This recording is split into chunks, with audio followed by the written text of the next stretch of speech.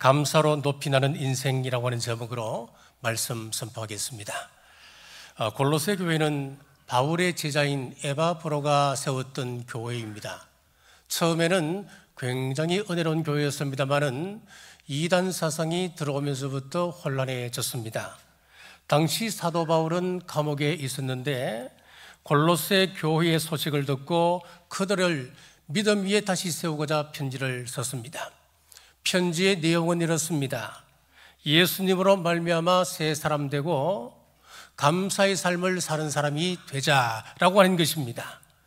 오늘 바울이 권면한 감사의 삶을 살펴보면 우리 마음속에 감사가 회복되어지시기를 주님의 이름으로 축복합니다.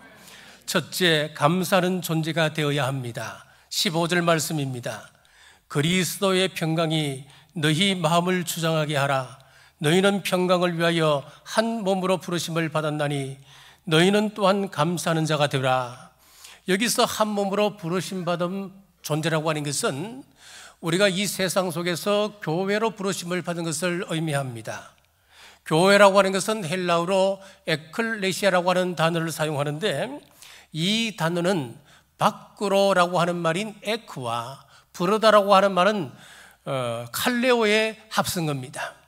자, 즉 불러내어진 공동체, 죄악 세상에 있던 우리를 하나님께서 불러 모아 거룩한 무리로 삼으신 것을 의미하고 있습니다. 특히 사도 바울은 교회를 빼고는 생각할 수 없는 인물입니다. 예수님을 만나 변화된 이후에 10년 동안 세계 선교를 다니는데 약 1만 킬로미터를 다녔습니다. 그리고 3차례의 전도 여행을 통해서 수많은 교회를 세웠습니다. 그에게 교회는 예수님의 몸이자 사랑과 열정의 대상이었습니다. 우리도 마찬가지입니다. 우리가 감사해야 할 가장 큰 이유는 바로 교회로 부르심에 있는 것입니다. 예수님께서 마태복음 12장 34절에서 이렇게 말씀하셨습니다. 독사의 자식들아, 너희는 악하니 어떻게 선한 말을 할 수 있느냐? 이는 마음에 가득한 것을 입으로 말함이라. 우리 마음에 악이 가득하면 악한 것을 내뱉습니다. 우리 속에 감사가 가득하게 되면 감사의 말을 하게 되는 것입니다. 우리 인생에서 감사는 매우 중요한 것입니다. 리더십의 전문가 존 맥스웰은 태도가 고도를 결정한다라고 하는 말을 했습니다.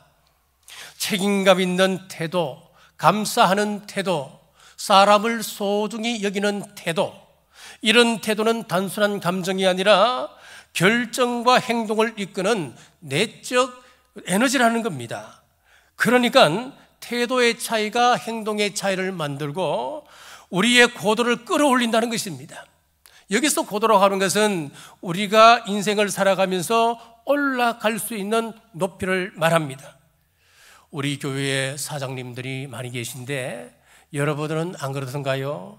사원들 가운데 작은 일에도 감사하고 충성을 다하면 얼마나 더 마음이 갑니까? 얼마나 사랑스럽습니까? 더 큰 신뢰와 사랑을 받고 그 사람은 승진하게 되는 것이죠. 약한 교회나 선교사님을 계속 후원할지 말지를 결정하는 한 기준을 이렇게 삼는 교회도 있답니다. 자, 예를 들어서 연말에 그 사람에게서 감사의 카드 한 장이라도 오게 되면은 계속 후원을 이어가지만은 연말이 되어도 감사 편지 한 통 없다면은 그 교회는 가슴 아프지만 후원을 끊는답니다. 여기서 한 가지 오해하지 마십시오. 교회가 후원하면서 감사의 보상을 요구한다는 말이 아닙니다. 이 사례는 단지 감사하는 태도가 관계에 미치는 영향을 보여주는 예일 뿐입니다. 즉 감사의 마음이 표현될 때에 관계가 이어질 수 있고 신뢰와 사랑이 쌓인다고 하는 것을 알려주는 것입니다. 그렇습니다. 감사하는 마음과 태도가 우리의 신앙과 삶에서 올라갈 수 있는 높이와 방향을 결정하게 됩니다. 10월 셋째 주 우리 교회는 국내 선교 아웃리치를 진행했습니다. 6개 교회를 선정해서 그날 우리 교회들이 전도회 선교회별로 다 나누어서 그 교회 예배를 참석했습니다. 그날 저녁 대구의 한 교회 목사님께서 전화가 왔습니다. 남부교회 예배를 없애고 남부교회 성도들을 우리 교회에 보내주셔서 예배 드리게 하신다니 어떻게 이런 일이 있을 수 있습니까? 이분은 은퇴를 이제 얼마 앞둔 분이십니다. 평생 목회하면서 수많은 일들을 겪었지만은 이런 일은 처음입니다.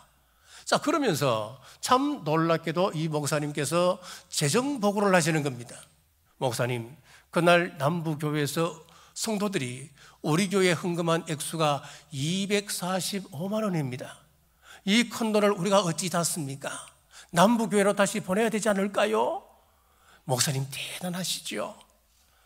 자, 여러분, 사실 이 일은 우리 교회가 더 감사할 일입니다. 왜 그렇습니까? 우리 교회가, 이 사람들은 충분히 그럴 수 있잖아요. 좀 있는 교회라고 작은 교회 무시하는 거냐? 우리의 작고 순수한 그 섬김을 그대로 받아주신 거예요. 얼마나 감사한지 모릅니다. 그래서 제가 그랬습니다. 목사님, 아닙니다. 우리 교회 성도들을 따뜻하게 환대해 주셔서 우리 교회가 더 감사합니다. 자, 이처럼 진정으로 감사하는 태도는 사람들로 하여금 머리를 숙이게 하는 것입니다. 자, 이번 아웃리치는 주님의 이름으로 한 것이지 우리가 감사를 받으려고 한 것은 아닙니다. 그런데 전화를 받고 여러 가지 생각을 하게 되었습니다. 감사의 전화를 받고 보니까 감사가 하나님의 성품임을 깨닫게 되었습니다. 또 한 가지, 감사는 나를 위한 것이라고 하는 것을 또한 알게 되었습니다. 감사할 때 내가 비루해지고 낮아지는 것 같지만은 감사하는 그 사람을 하나님께서 높이십니다. 진정으로 감사하는 태도는 다른 사람으로 하여금 머리를 숙이게 만듭니다. 목사님, 경주 오시면 꼭 들려주십시오. 제가 식사를 대접하겠습니다. 자, 그렇게 했습니다. 성경을 보시면은 작은 것에 감사하며 충성하는 사람에게 하나님께서는 더 큰 책임과 은혜를 지우시는 것입니다. 고린도후서 4장 15절에 보시면 이는 모든 것이 너희를 위함이니 많은 사람의 감사로 말미암아 은혜가 더하여 넘쳐서 하나님께 영광을 돌리게 하려 함이라. 감사하는 그 사람에게 하나님께서 더 큰 은혜를 주신답니다. 하나님께서 아무것도 아닌 목동 다윗을 왕으로 세우신 이유가 어디 있다라고 여러분이 생각하십니까? 물론 하나님의 섭리 가운데 있습니다. 구약 성경에는 감사라고 하는 단어가 122회 등장하는데 그 가운데 34회를 다윗이 사용했습니다. 다윗의 감사의 태도가 하나님으로 하여금 그를 높이신 것입니다. 그렇습니다. 감사하는 사람을 하나님께서 반드시 높이신다고 하는 사실을 믿으시는 여러분 되시길 주님의 이름으로 축복합니다. 사도 바울은 감옥 속에서도 감사가 터져나왔습니다.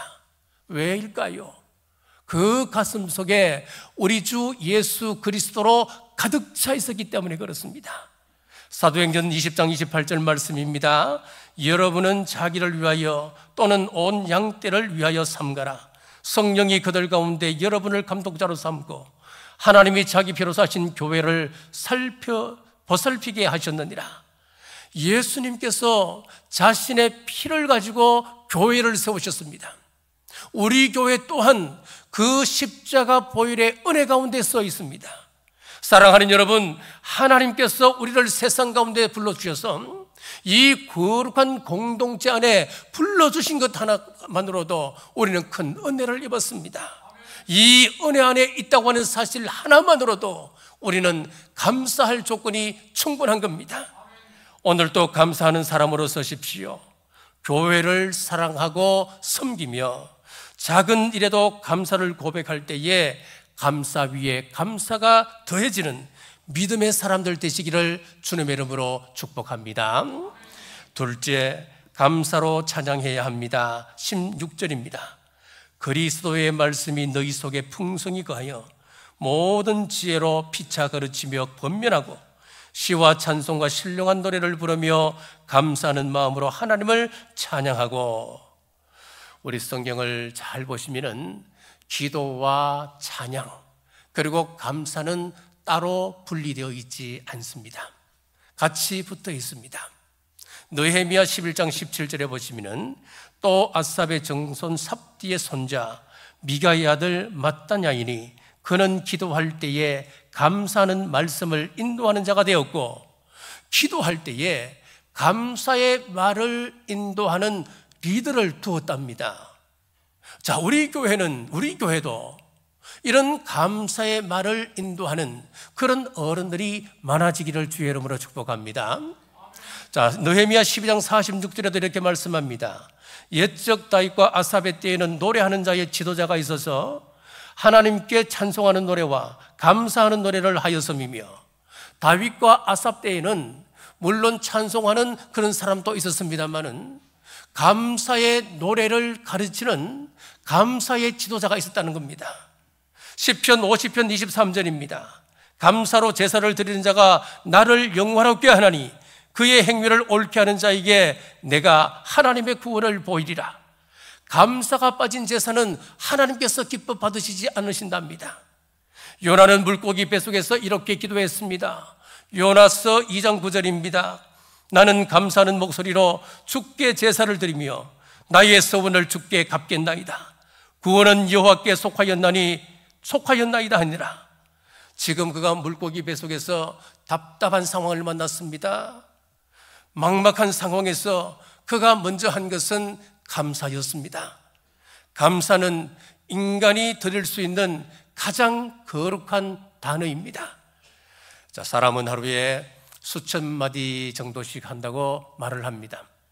통계에 따르면 남자는 하루에 5천 단어를 사용하고 여자들은 2만 단어를 사용한다고 합니다. 그 많은 말 중에서 우리가 반드시 해야 할 일이 있다면 그리스도인으로서 우리는 감사의 말을 해야 합니다. 여러분, 소그룹이나 기관의 모임을 가질 때에 흉보는 말, 불평하는 말 대신 감사의 말을 하십시오. 서로 지지하고 격려하고 세워주는 말을 하십시오. 이것이 은혜 받은 성도들이 마땅히 할 바입니다. 감사와 은혜는 같은 뿌리를 가지고 있습니다. 스페인 말로 은혜는 그라시아입니다. 그리고 스페인 말로 감사합니다만은 여기에 끝에다가 숫자를 붙여서 그라시아스, 이게 감사합니다입니다. 같은 어원을 가지고 있습니다. 무슨 말이겠습니까? 은혜를 아는 사람이 감사할 수 있다는 것입니다. 지난주 다니엘 기도회에서 들은 두 분의 간증이 아직 가슴속에 남아 있습니다. 과로 자라 외로움과 고통의 고통 속에 살았습니다마는 그들은 예수님의 사랑으로 그 고통을 이겨내었습니다. 그리고 그들의 고백 속에는 한 가지 공통점이 있었습니다. 바로 감사였습니다. 이 간증을 들으며 저는 이렇게 생각했습니다. 나는 얼마나 많은 것을 가지고 누리고 있으면서 아직까지 하나님께 제대로 된 감사가 없었구나. 하나님, 부모님이 저를 버리지 아니하시고 믿음 안에서 잘 가르쳐 주셔서 감사합니다. 지금까지 아내가 함께 할 수 있어서 또한 감사합니다. 우리 자녀들을 보니 객관적으로 볼 때 사회적으로 별 영향력 없어 보이지만은 그러함 가운데도 믿음 안에서 지금 예수 그리스도의 십자가를 바라보며 살아갈 수 있도록 은혜 주셔서 감사합니다. 또 하나의 감사를 전하겠습니다. 지난 월요일 우리 교회 인도네시아 우리 학생들이 26명이 왔습니다. 그 아이들 이제 월요일날 이제 보내고 난 다음에 제 아내와 함께 강원도 동해에 갔다 왔습니다. 한 교회를 찾아갔습니다. 몇 달 전 단톡방에 교회의 안타까운 사연이 올라왔습니다. 그래서 직접 찾아뵙고 위로하고 싶어 방문을 했습니다. 가보니 상황은 생각보다 훨씬 열악했습니다. 20년 전 개척할 당시에는 그 주변에 한중대학교가 있어서 젊은이들이 많아서 별 어려움 없이 목회를 했습니다. 그런데 5년 전에 한중대학교가 폐교를 하고 나니까 젊은이들이 다 떠나가고 그 교회는 어려움을 겪게 되었고 또 설상가상으로 그 지역이 새롭게 개발이 된다는데 공기업이 들어온답니다. 그러니까 그 목사님이 심호하고 있는 그 교회를 이제 내놓으라는 거예요. 빼라는 거예요. 그래서 이제 부랴부랴 급하게 되어서 주변에 폐가를 인수를 했습니다. 샀습니다. 그 폐가를 사는데 돈이 없어서 전세금 4천만 원을 빼서 먼저 지불하고 나머지 5천만 원은 교회 전세금 나올 때 드린다고 약속을 하고 이제 거기에 이제 건축을 시작했습니다. 건축을 리모델링할 계획이었습니다만은 너무 낡아서 새로 신축하기로 견적을 냈습니다. 인건비를 빼보니까 인건비를 빼고 9,700만 원이 나오는 겁니다. 몇 안 되는 교인들이 정말 교회를 사랑한 마음으로 건축 헌금을 하고 여기저기에서 모은 돈들 다 하니까 그래도 4천만 원이 모자라는 겁니다. 예배당은 15평, 그리고 목사님이 사실 지금 집이 없으니까 앞으로 사실 그 사택을 리모델링을 하는데 오래된 건물이니까 거실도 없고 그냥 거실 겸 이 주방, 그리고 사택은 딱 하나입니다. 가구 가구가 아무것도 들어갈 수 없는, 두 사람이 딱 들어가서 누우면 딱 맞는 그 한 칸. 너무너무 가슴이 아팠습니다. 그리고 딸이 둘이 있는데 지금 대학생입니다. 게다가 목사님은 척추와 고관절에 장애를 가지고 있어서 고개를 제대로 들지를 못하셨습니다.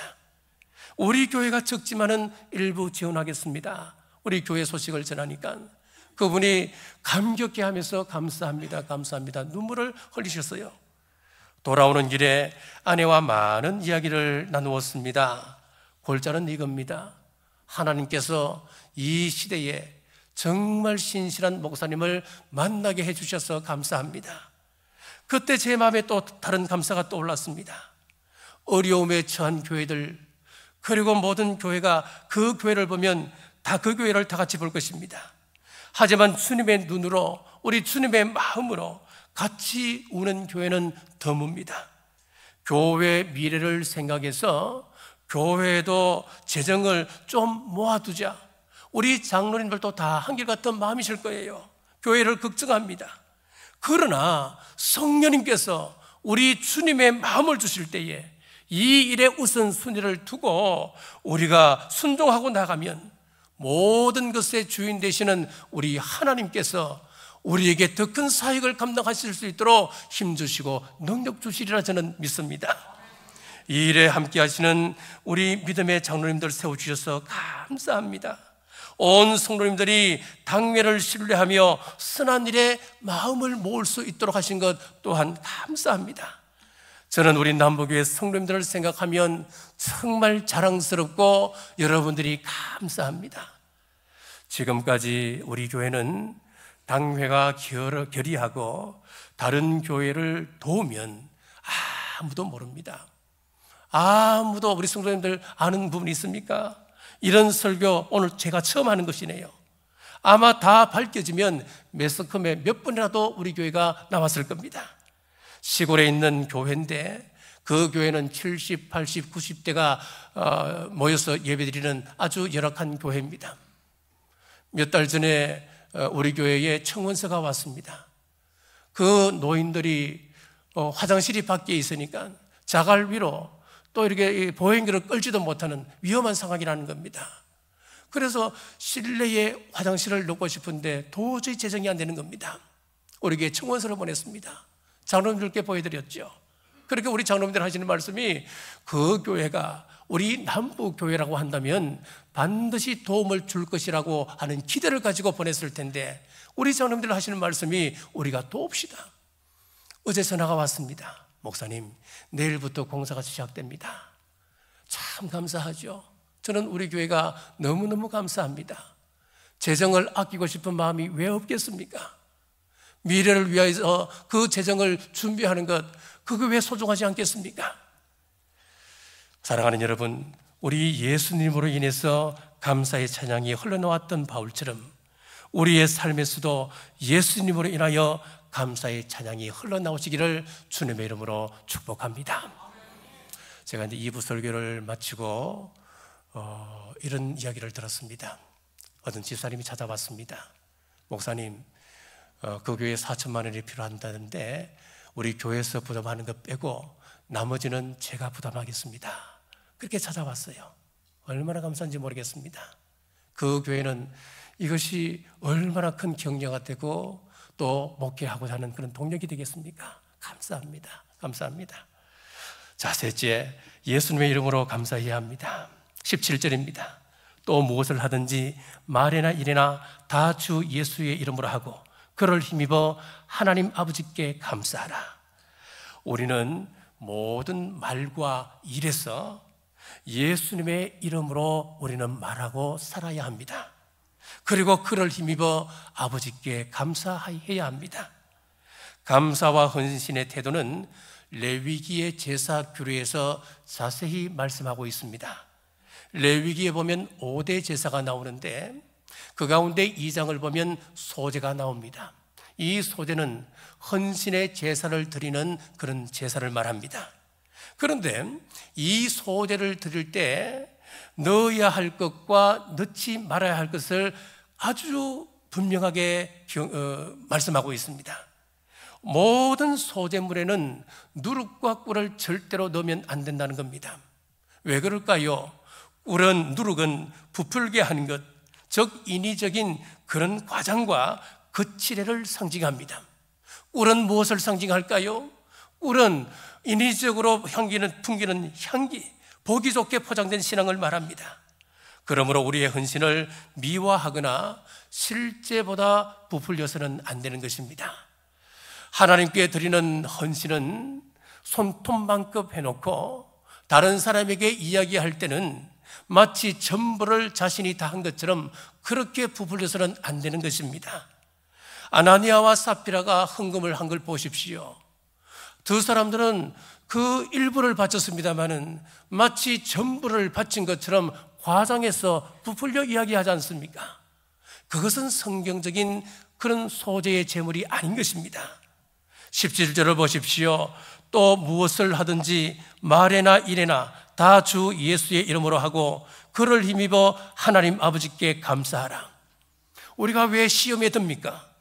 예수님의 이름으로 하지 아니하고 내 이름으로 하기 때문에, 그러므로 사람에게 인정받고자 하는 마음으로 우리가 드리기 때문에 우리는 시험에 드는 것입니다. 그러면 사람들이 알아주지 아니하면 그때마다 우리는 어떻게 됩니까? 섭섭한 마음이 들지 않던가요? 섭섭한 마음을 방지할 수 있는 성경적인 방법이 있습니다. 여러분들이 어떤 일을 행하자고 할 때에 교회로 헌금을 하십시오. 그리고 그 일이 진행될 때는 내 이름이 아닌 교회의 이름이 드러나게 하고 예수님의 이름이 드러나도록 하는 것, 그것이 성경적인 그런 헌신의 방법인 것입니다. 오늘 말씀에도 분명히 말씀하잖아요. 무엇을 하든지 말에나 일에나 다 예수의 이름으로 하고 그랬습니다.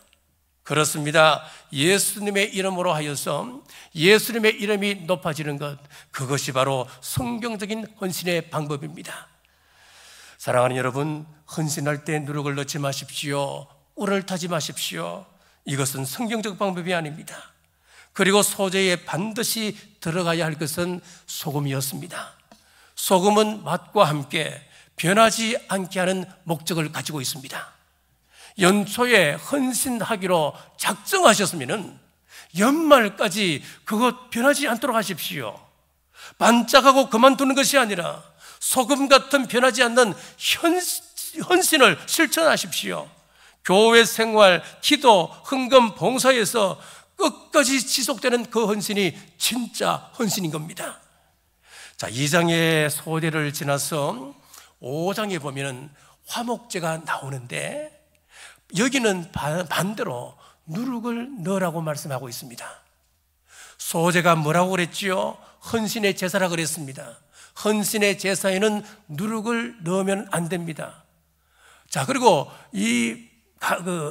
화목제는 감사의 제사입니다. 지금 화목제를 드리는 모습인데 그 제일 앞쪽에 보면은 유교병을 들고 있는 모습이 있습니다. 유교병이 뭔가요? 그 떡에다가 누룩을 넣은 것을 유교병이라 그러잖아요. 그러면 떡이 부풀어 오릅니다. 그 떡은 더 커지는 겁니다. 왜 그럼 감사제인 화목제에 누룩을 넣으라 그렇게 말씀하셨을까요? 감사는 누룩처럼 퍼지라는 겁니다. 이것도 감사, 저것도 감사, 이래도 감사, 저래도 감사, 청정 못할 하나님 은혜 감사, 모든 것 채우시는 우리 하나님께 감사. 그래서 감사는 많을수록 좋습니다. 감사는 풍성해야 합니다. 이것이 성경이 가르쳐주는 우리 감사의 원리입니다.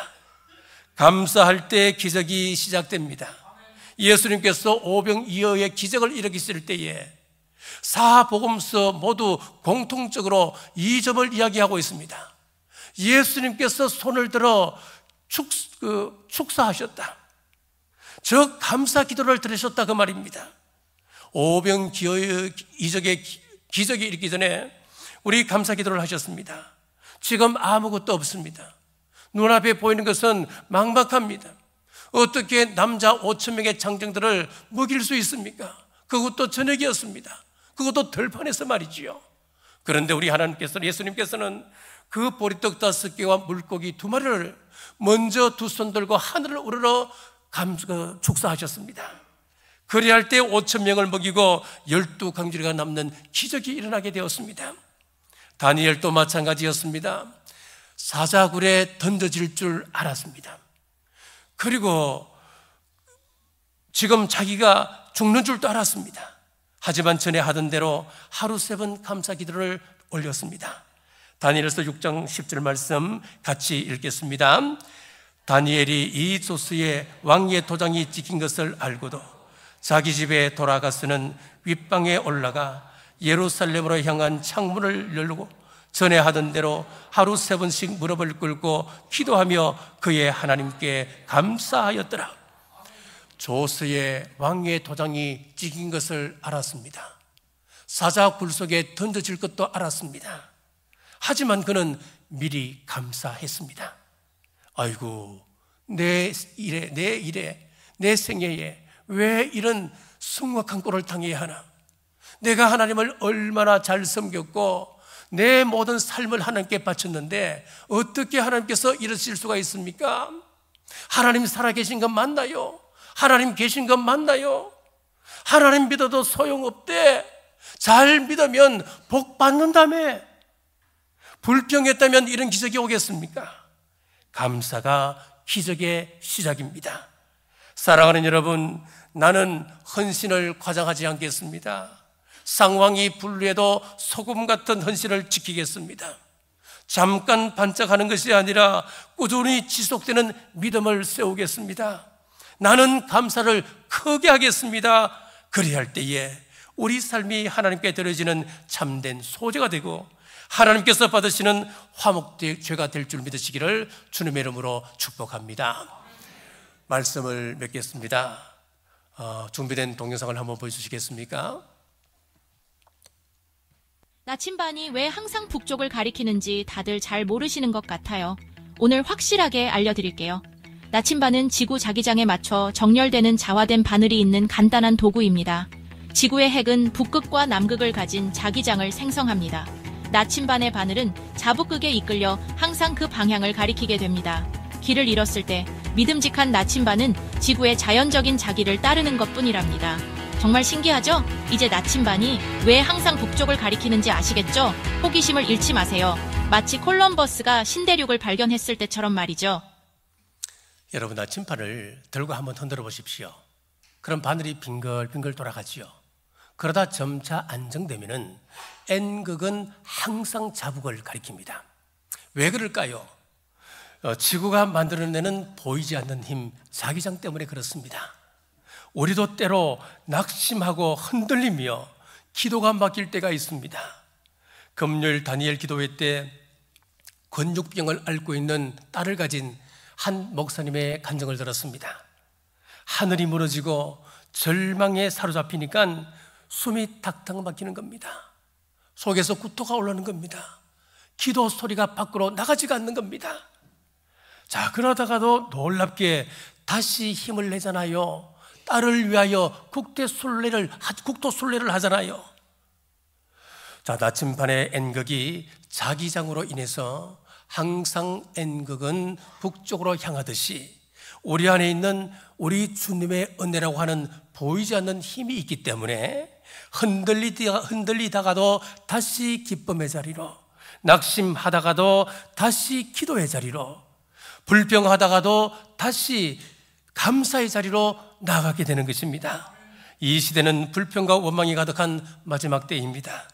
그러나 그리스도인들은 감사와 찬양으로 세상과 구별된 삶을 살아야 합니다. 사랑하는 여러분, 소금 같은 진실한 헌신, 누룩처럼 퍼지는 감사로 하나님께 영광의 찬송을 올려드리는 우리 성도님들 되시기를 주님의 이름으로 축복합니다. 기도하겠습니다. 추수의 기쁨을 주신 아버지 하나님 감사합니다. 이 시대가 불평과 원망으로 가득할지라도 우리가 세상과 구별된 하나님의 사람으로 서기를 원합니다. 입술에는 찬양이, 마음에는 감사가, 삶에는 거룩한 헌신이 넘치게 하옵소서. 때로는 형통할 때도, 때로는 어려울 때도 환경이 아니라 주님 바라보며 감사할 이유를 발견하게 하시고 모든 일 속에서 주님의 손길을 고백하게 하여 주옵소서. 우리의 헌신이 소금처럼 진실하게 하시고 우리의 감사가 누룩처럼 널리 퍼지게 하시며 우리의 찬양이 하늘문을 여는 향기로운 제사 되게 하여 주옵소서. 다시 오실 예수님 이름으로 간절히 기도드리옵나이다. 아멘.